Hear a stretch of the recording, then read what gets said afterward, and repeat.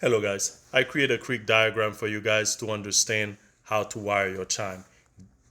I create two of them. This first diagram I actually did, that's the wrong way to wire your chime. Sometimes you go to a homeowner that purchased a brand new chime for Home Depot or Lowe's, and then they connect it themselves, and all of a sudden they call you, wait, why my chime keep on buzzing? It's because they have this configuration right here. Okay, they wired it wrong. So what happened? They take the red that's coming from the panel, which is the transformer right here, and then they took the red wire that's coming from the push button right here. They spliced them together, make a pigtail, and put it under one of these terminals. And then after that, they took the neutral wire, they put it under the other terminal right here. So what happening in this machine now, which it was not designed to function that way, is now power is going circles, doing the loop, go back out in this terminal right here on the neutral to go in the transformer. It was not designed to function that way. Okay? So power was not designed to come from here. This is the red right here, following along with me, and go to this terminal right here. You see right here.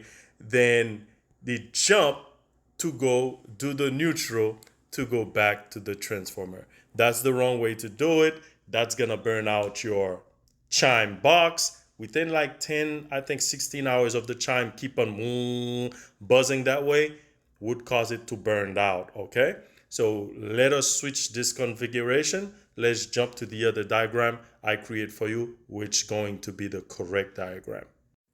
All right, this is the second diagram I create for you guys.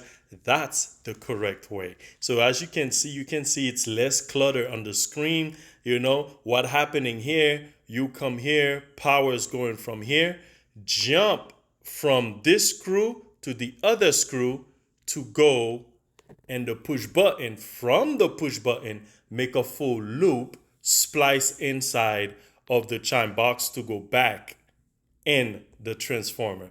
That's the correct way to do it. My splice is right here. If you can see right here in this picture right here, this little thing right here, that's my splice with a wire nut. I splice the neutral together, and then these right here, that's one leg from the transformer, the other leg from the push button under each of these gold screw terminals. Okay, so that's how your chime gonna work perfectly fine.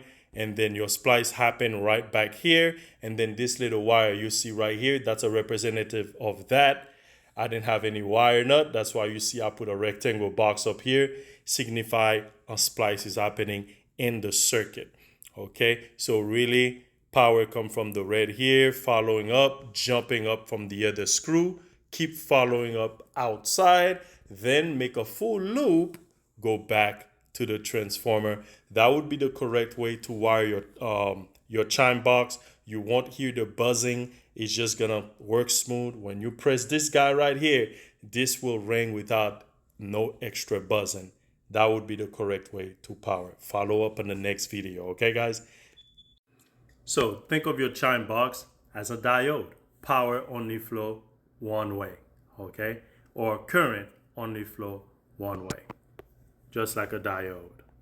So that's what you would see in your chime box. So current just following one way here, go to the terminal, go to the push button, and then use the neutral of the push button to ride back for the transformer. All right. That will be it. That's my final example for it. See you in the next video, guys. If you guys haven't followed yet, go ahead, give a follow, and we'll put up some video like that if you enjoy this type of video. Okay, guys?